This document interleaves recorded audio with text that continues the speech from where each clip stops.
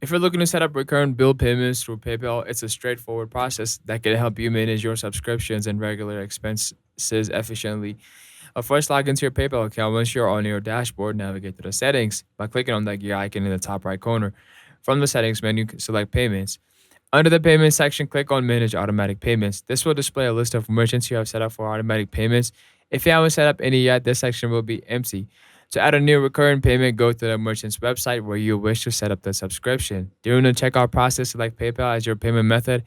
After logging into your PayPal account, you'll be prompted to authorize the recurring payment, review the terms, and if everything looks good, confirm to activate the recurring payment. Once activated, the merchant will automatically charge your PayPal account at the agreed intervals, whether it's monthly, quarterly, or annually. You can manage these payments anytime by returning to the Manage Account Payments, Manage Automatic Payments section in your PayPal settings. Remember, you can update your payment method or cancel any recurrent payments at any time through this section.